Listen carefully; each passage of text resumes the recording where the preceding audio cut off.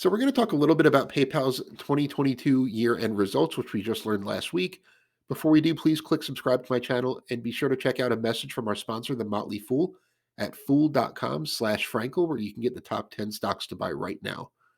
So PayPal reported, let's call it a mixed bag of earnings or year-end results. Revenue was up 8% year over year in 2022. Single digit revenue growth isn't that great, but keep in mind this is after the fantastic 2020 and 2021 results when digital payments got a lot of growth pulled forward due to the pandemic. Earnings per share were down 41% year over year. That sounds worse than it is because a lot of that was adjustments to the value of PayPal's investments, not a lack of earnings itself. Total payment volume for the year was $1.36 trillion. Operating margins were down a little bit. The company ended the year with 435 million active accounts. That is up just 2% year over year. That was a kind of disappointment. The company ended the year with almost $16 billion in cash and equivalents, used a little over $4 billion for stock repurchases, and plans to use at least three-quarters of free cash flow in 2023 for the same purpose. Presumably, its stock is beaten down a lot in the recent downturn, so it might see an opportunity to add shares at a discount. The big news is that PayPal's CEO, Dan Schulman, is retiring. Not right away, but he announced it with the earnings report. Dan Schulman was the original PayPal CEO. He became CEO shortly before it spun off from eBay in 2015.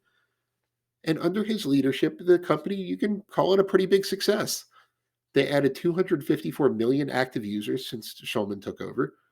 Payment volume is up it's almost quintupled since Schulman took over.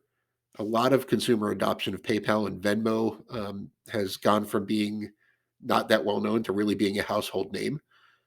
Free cash flow is up 150% since he took over.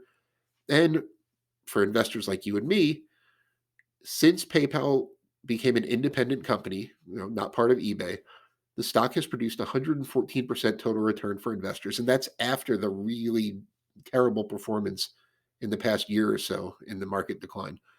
All in all, that comes out to an 11% annualized return, given the market environment that's really not terrible. And Schulman is planning to step down as CEO after 2023. The board has already announced that they're hiring a search firm to help them find a successor. And the question on everyone's mind is this good news? So, without question, Dan Schulman has done a great job of taking PayPal from eBay's payment processor to a standalone kind of powerhouse company in the fintech space. I mentioned Venmo in particular. He's really done a great job of growing, done a great job of monetizing the platform over the years. But there have been a few things in the past couple of years that really haven't sat well with investors. It wasn't that long ago. I think it was in 2021, for example, when Schulman said that the company was going to hit 750 million users by 2025. As we saw, it's currently at 435 million and growing at 2% year over year. So within a year, he abandoned that target, really went from being all about user growth. We're going to get to 750 million, then we're going to get to a billion. And it's still a big growth story and kind of pivoting to now we're kind of getting to a point where we're only going to grow a little bit each year. And that really didn't sit well with a lot of investors. That's really what triggered the big slide in the stock. Um, Another example is when PayPal was going to acquire Pinterest. I don't know if you remember that. It wasn't that long ago at the start of the market declines when PayPal was thinking about acquiring Pinterest for $70 a share. Pinterest trades for about $25 a share now. And it wasn't just that they were going to spend $40 billion on Pinterest. It's that they were going to do it, and there wasn't really a clear fit in PayPal's business. Like, how are they going to get $40 billion of value out of that acquisition?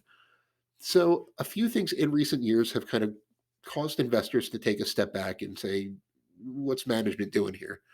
So, obviously, we don't know who the new leader is going to be. Schulman's still in charge until the end of the year. Hopefully, we'll find out the new successor well before then. But it depends who it is. But in a lot of ways, a new visionary leader could be what PayPal needs to take it from where it is now to the next level.